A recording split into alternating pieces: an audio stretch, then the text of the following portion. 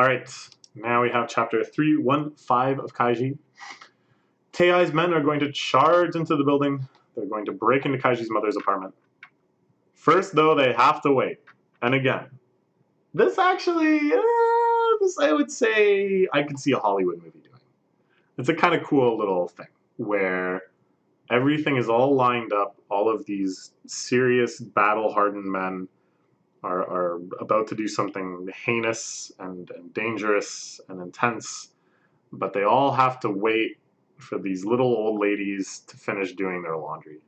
That, I could see that being a plot line in some heist movie or something. It has a nice sense of juxtaposition and timing, and you can imagine the shots of, slowly patting out the futon while everyone is just like,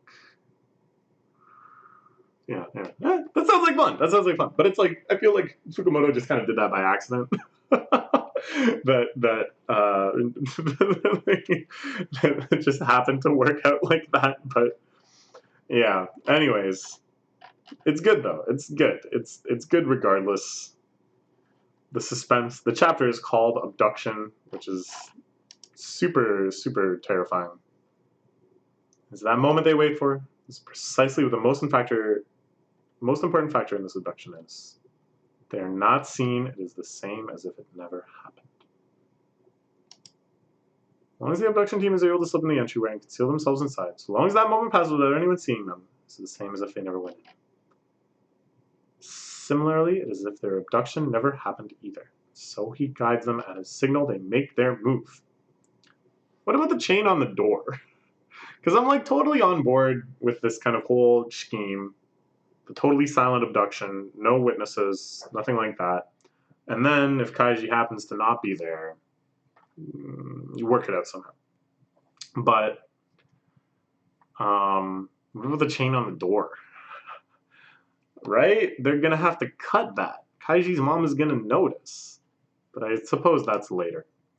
They storm in. They exit the car, and within 5 seconds, the 4 men equipped to capture Kaiji vanish into the entryway. It's happening. It's happening. Success. Achieve success at entering the building without having been seen by anyone. Signaler breathes a sigh of relief. So now all he has to do is call.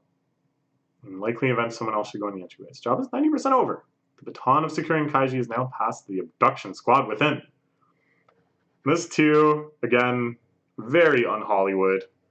Squatting and crouching and crawling around on the ground so that a bunch of old ladies next door don't see you.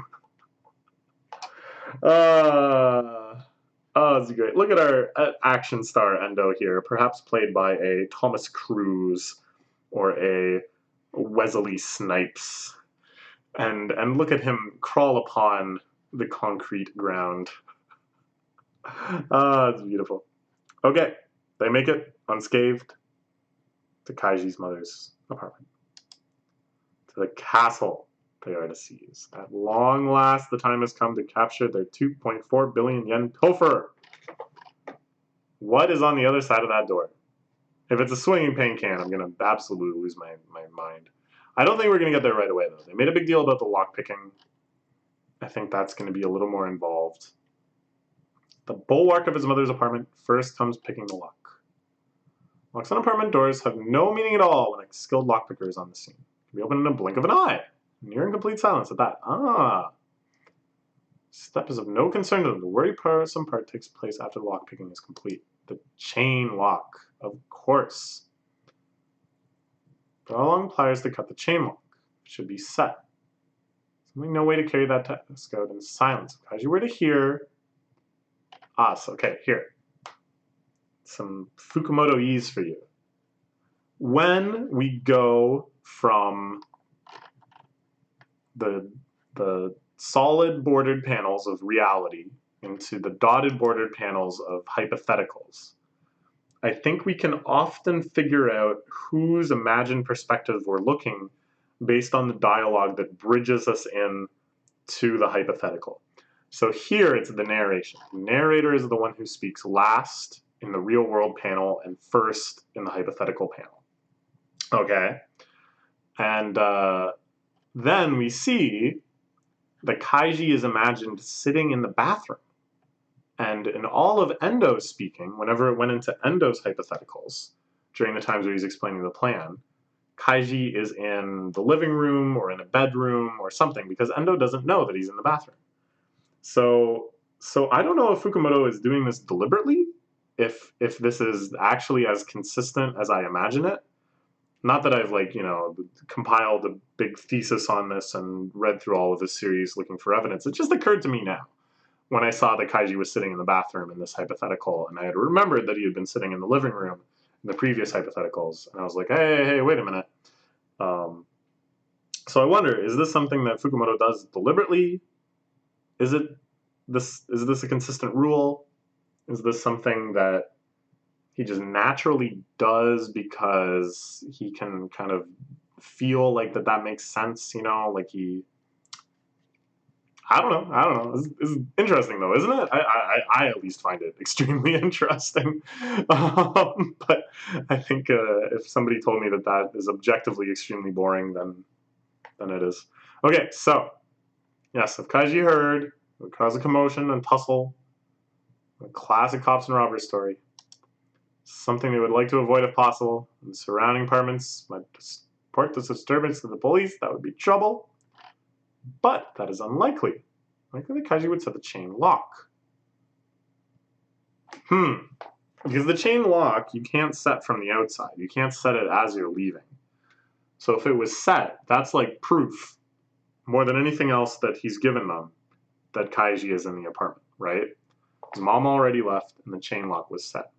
Now, whether or not Kaiji sets the chain lock, though, is only of concern in a situation where things are going very, very wrong, right? But, I mean, so if that's the case, if it's only going to matter when they're breaking in or, have kidnapped his mom and stolen the keys or anything like that, then why not just set the chain lock to be sure? It's not like there's any sort of innocent explanation for someone breaking into the apartment. Unless his plan is to hide, to allow them to come in, but then to hide somewhere, let them thoroughly search the place. That just seems impossible. I don't know. Okay. That's what Endo estimates. Reason being that if Kaiji were just at the chain lock, after his mother set it to work, she came back home. Yes, that's it too, yeah. She wouldn't be able to unlock it from outside. Yeah, of course. To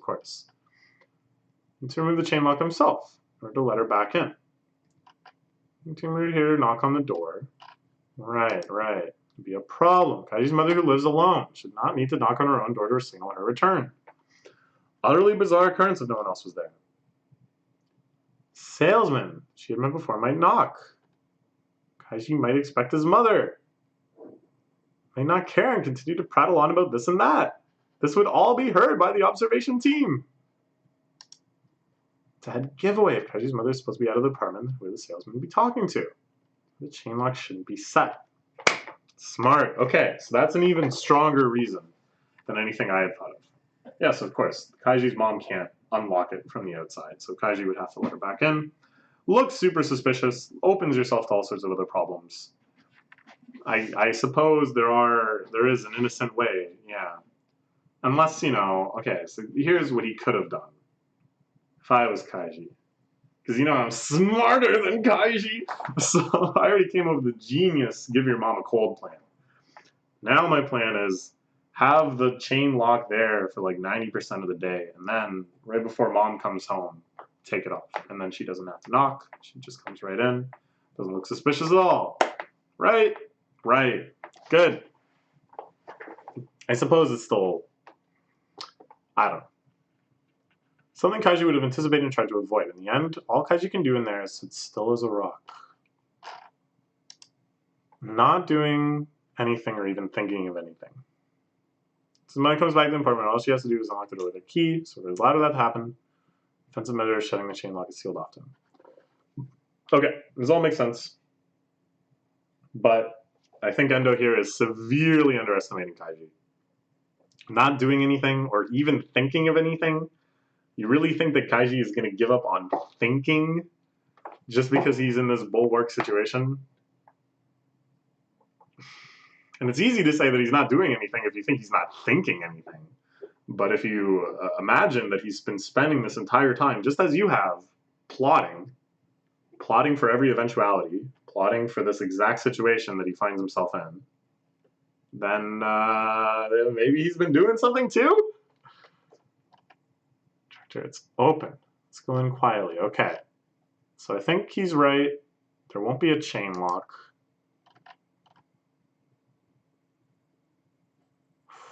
They've got their towels ready to gag him. They invade. No chain lock. The door opens up. Chain lock isn't set. There's nobody in the dining room. Hey, who's the guy that's supposed to be on the phone? Whatever. It's ideal. He's further inside. Avoid running into him right after breaking in. Good luck for us. Still doesn't know that we're invading his home. So keeping it that way. Oh, and they're already in. They're all in. I thought there might be, like, Kaiji drops down from the roof, swings through the door, just like Luffy did when he was breaking into Impel Down. No. The last popsicle moment gives our side the advantage. Door to the bathing room and the toilet room. Two other doorways here. I'm going to close this door. So all three of my men are here, are ready to step in each room all at the same time. Oh. Okay. Oh boy. Oh, this is tense. And the way this is shot, or the way this is paneled and depicted, I think is really good. And it's a rare moment of Fukumoto really actually embracing a cinematic feeling and doing so well, which to me suggests that if he wanted to, he could just write Hollywood-esque action stories all day and it would be fine. But it's better than fine. But anyways, this shot, almost security camera-esque, showing these silent men getting in position, signaling to each other silently. That's some real high-grade kind of heist movie stuff, I think. Those shots always feel very creepy to me, kind of detached and alien. I think because it kind of replicates the security footage, you know? And that when you see true crime, when you see like footage of crimes on TV or whatever, usually it's from that perspective and it has that same sort of anonymizing distance. Okay, so they're gonna triple assault all three rooms. After all, closing this door is gonna make noise no matter what. So closing this door needs to happen at the same time they step into the rooms. Okay. Oh man, what is Kaiji gonna do? We haven't seen him in what, like 2.5 chapters? What has he been up to? How the heck is he gonna get out of this one? They charge in. This is the guy going into the bathrooms. When I say this is the guy, you have no meaning from that. I often forget that you can't see what I'm seeing. Anyways, the guy, of course, charging into the bathroom in the middle left panel is the one that we're suspecting to succeed. The one that is going to see our boy Kaiji just, sitting there on the floor. But he's got other plans, hasn't he? He must. The living room, the bedroom, the toilet and bathing rooms. It's empty. There's his little spot. That's where he ought to be. And he's not.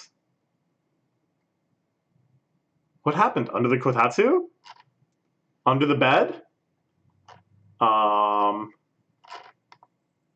Where else could he be? Where else is there to hide? In these cupboards? But Endo is remaining in the main room. Under this table? No. In some closets. This is crazy. Where's Kaiji?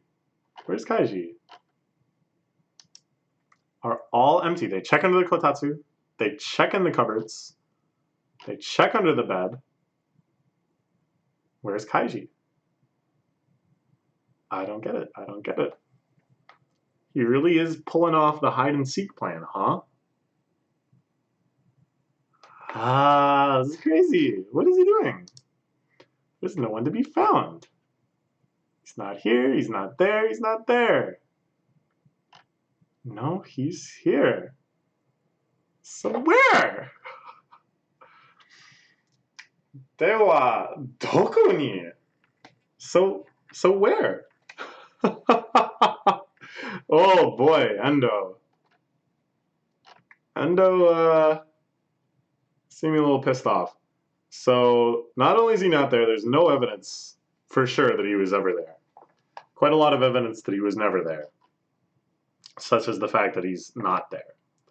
So therefore, I mean, this is like the kind of plan A that I was discussing earlier, where because of the precautions they'd taken busting in, they can just go back to the normal level of surveillance before, right? Like, they haven't lost anything. They just need to make sure to really clean up after themselves, lock the door on their way out, and wait for a good opportunity to run out of the building.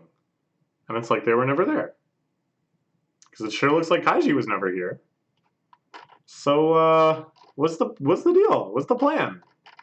Where is Kaiji? There's 2 teacups up. There's 2 teacups out.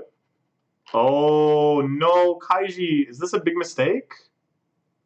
There's 2 teacups out with the kettle. There's 2 teacups out. I think Endo might latch on to that. I think maybe he's already seen it and is now stressing out about where the heck could Kaiji be. Because he knows he's there. Okay, another great chapter. Thank you so much to Fukumoto Crazy. Tomorrow, tune in. This time, same place for the latest chapter of Kaiji. Not just for us, are slowly inching our way back to Relevance channel. Not just for the English Kaiji reading community, whom the gods at Fukumoto Crazy allow us to read Kaiji, but the whole world. The whole world is going to be waiting on the next chapter. And we will join that most noble and wondrous part of reading manga. To be at the edge of the known, staring out into the vast sea of the author's imagination. And in Fukumoto, it is a wild and raging sea. And wondering, all together, what will happen next? What will happen next? Oh, I'm so excited. Okay, all right, so I'll see you tomorrow.